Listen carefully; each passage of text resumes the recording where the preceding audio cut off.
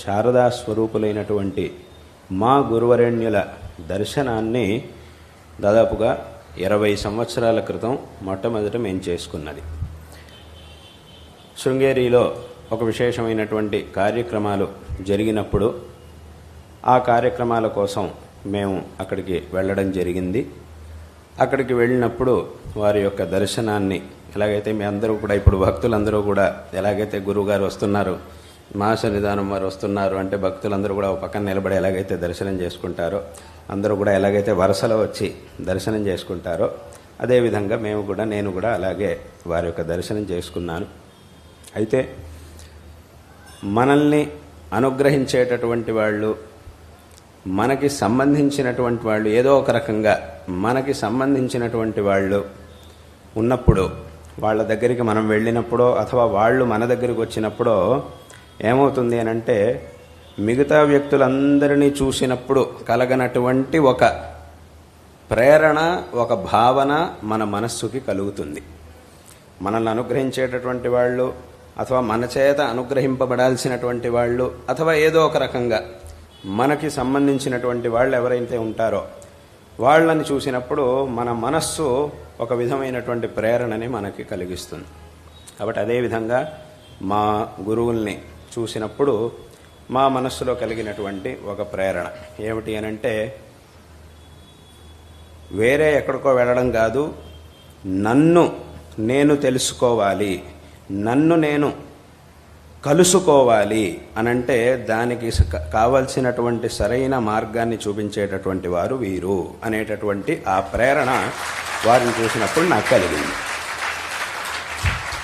అంటే ఇక్కడ వేరే ఏదో ఫలాన్ని పొందడం అనేది మనిషి యొక్క ఈ మానవ జన్మ యొక్క ముఖ్యమైన లక్ష్యం కాదు. మానవ జన్మ యొక్క ముఖ్యమైన లక్ష్యం ఏమిటి అనంటే మనల్ని మనం తెలుసుకోవడం.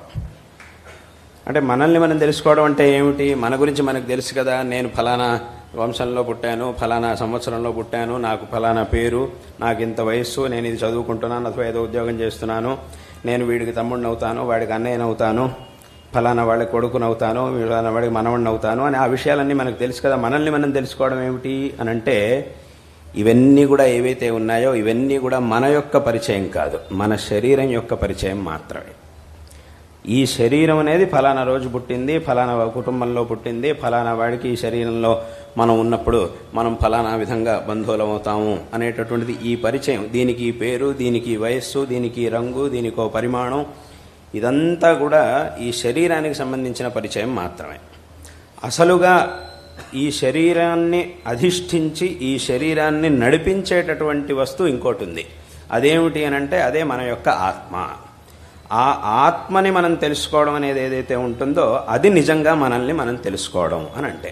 కాబట్టి మన యొక్క ఆత్మ అనేది ఏదైతే ఉందో దాని పరిచయం మనకు అవ్వాలి, దాన్ని మనం తెలుసుకోవాలి. దాన్ని మనం తెలుసుకోవాలి అనే ఉపనిషత్తులు ఇవన్నీ కూడా మనకి చెబుతూ ఉన్నాయి. మన యొక్క ఆత్మ అనేది ఏదైతే ఉందో దాని యొక్క అసలైనటువంటి పరిచయాన్ని మనం పొందినప్పుడు, అసలైనటువంటి జ్ఞానాన్ని మనం పొందినప్పుడు మనల్ని మనం పొందిన వాళ్ళం అవుతాం, మనల్ని మనం తెలుసుకున్నటువంటి వాళ్ళం అవుతాం. దీన్నే ఆ అహం బ్రహ్మాస్మి అనేటటువంటి వాక్యం మొదలైనటువంటి ఉపనిషత్తు వాక్యాలన్నీ కూడా మనకి తెలియజేస్తూ ఉన్నాయి.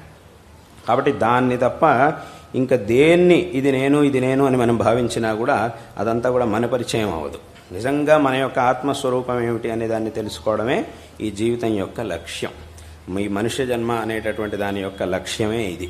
కాబట్టి అటువంటి అంటే మనల్ని మనం తెలుసుకోవడానికి కావలసినటువంటి మార్గాన్ని ఎవరైతే ఉపదేశిస్తారో వారు గురువులు. కాబట్టి అటువంటి ఆ గురువుల్ని మనం చూసినప్పుడు మన మనస్సు మనకి చెప్పింది, నా మనస్సు నాకు చెప్పింది, నన్ను నేను కలుసుకొని ఈ జీవితాన్ని సార్థకపరుచుకోవాలి అని అంటే నన్ను ఉద్ధరించేటటువంటి వారు ఈ వ్యక్తి, వీరి ద్వారానే నా యొక్క ఆత్మోద్ధారం అనేది సాధ్యమవుతుంది, ఆ ఆత్మోద్ధారాన్ని చేయగలిగినటువంటి వారు వీరే అనేటటువంటి ఆ ప్రేరణ నాకు కలిగింది.